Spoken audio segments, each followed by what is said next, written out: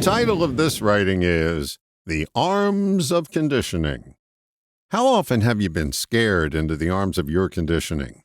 Now, after you come up with that answer, notice a fear that takes you into hiding more often than not.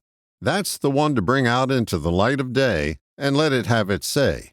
Then you'll have the best chance of letting it go away. It may sound like I'm saying, face your fears. It's deeper than that.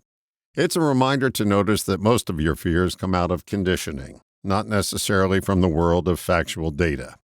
Have you ever heard, button up or you'll catch cold? That's conditioning. But we treat it as a fact and pass it on as a fact and open ourselves up to the belief that if we don't button up, we'll get sick. The evidence doesn't support that belief, but our conditioning does. You may have heard a time or two that we act in accordance with our beliefs.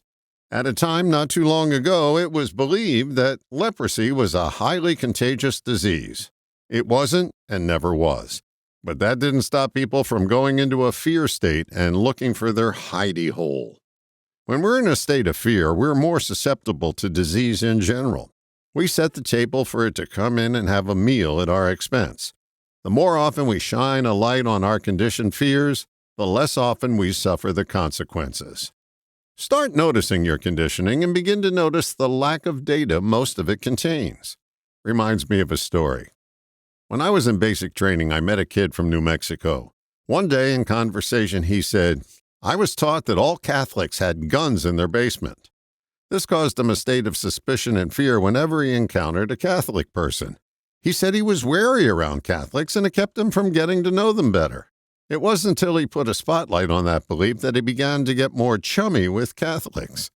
That story sounds absurd, but we all have our version of that story buried in a conditioned belief.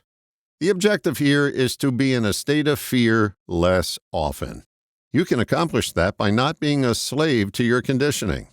Take a factual look at what scares you, and generally what you'll find is you just got someone else's unsubstantiated fear passed on to you. The arms of your conditioning don't protect you, they keep you in the dark. And from that vantage point, it's hard to see that what's scaring the bejesus out of you is more than likely a fantasy. All the best, John.